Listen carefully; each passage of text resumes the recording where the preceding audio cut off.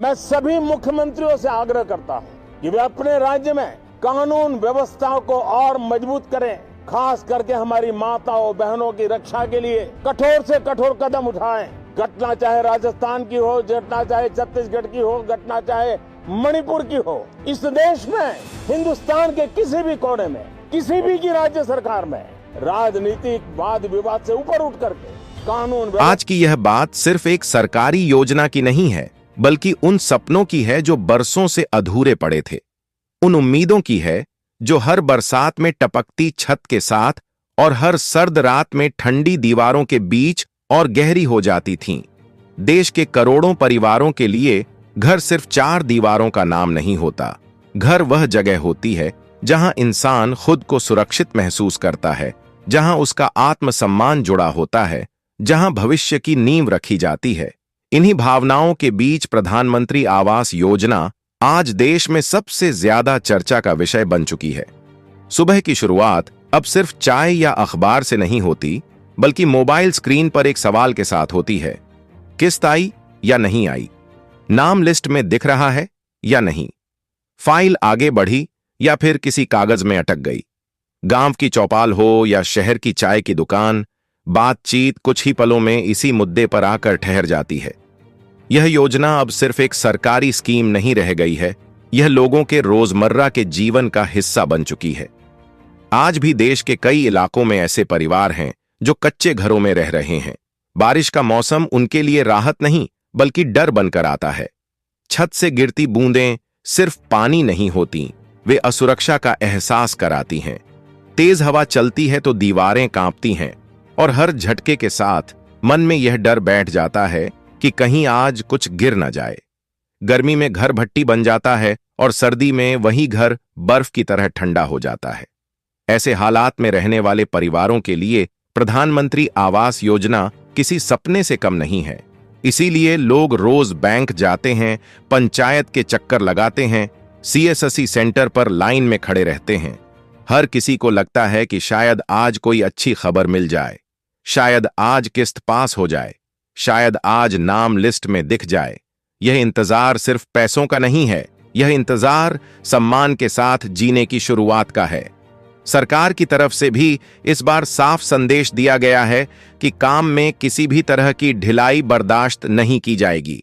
जिला स्तर से लेकर पंचायत स्तर तक अधिकारियों को निर्देश दिए गए हैं कि जहां भी फाइलें रुकी हुई हैं, जहां भी दस्तावेजों में गलती है, उन्हें तुरंत ठीक किया जाए। उद्देश्य साफ है, योग्य परिवारों तक समय पर मदद पहुंचाना। अक्सर लोगों के मन में यह सवाल आता है कि किस्त आखिर रुकती क्यों है। बहुत से लोग यह मान लेते हैं कि सरकार पैसा नहीं भेज रही है, लेकिन जब जमीनी हकीकत देखी जाती है तो तस्वीर थोड़ी अलग नजर आती है।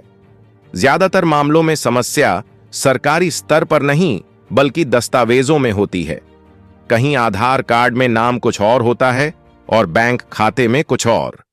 कहीं आधार लिंक नहीं होता, कहीं मोबाइल नंबर बदल चुका होता है लेकिन अपडेट नहीं कराया गया, कहीं जन्म तिथि या पता गलत दर्ज रहता है।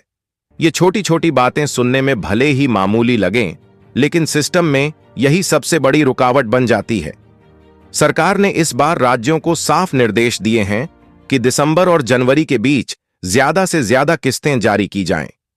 लक्ष्य यह है कि वर्ष 2026 की शुरुआत तक अधिक से अधिक परिवार अपने घर का निर्माण शुरू कर सकें या अधूरे घर को पूरा कर सकें। खास तौर पर उन परिवारों को प्राथमिकता दी जा रही है जिनके घर 40% से 60% तक बन चुके हैं।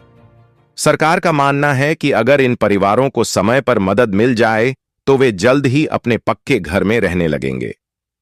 प्रधानमंत्री आवास योजना सिर्फ एक मकान तक सीमित नहीं है, यह योजना पूरे जीवन को बदलने की कोशिश है। पक्के घर के साथ शौचालय की सुविधा मिलती है, जिससे महिलाओं और बच्चों की गरिमा सुरक्षित होती है। गैस कनेक्शन मिलता है, जिससे धुएं से भरी रसोई से मुक्ति मिलती है। नल का पानी आता है, जिससे रोजमर्रा की मुश्किलें कम होती हैं।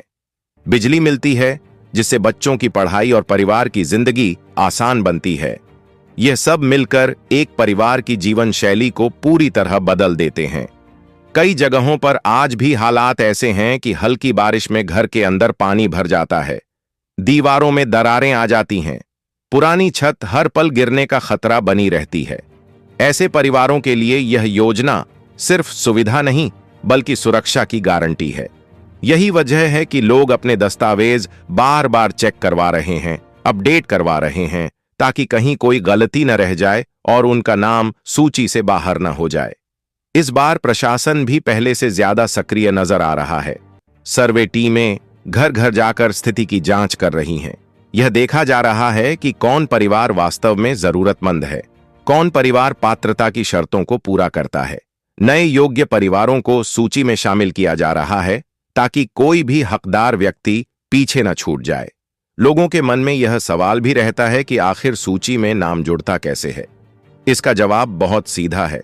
सरकार उन्हीं परिवारों को प्राथमिकता देती है जिनके पास पहले से पक्का घर नहीं है। पंचायत और ब्लॉक स्तर की टीमें घर की वास्तविक स्थिति देखकर पात्रता तय करती है।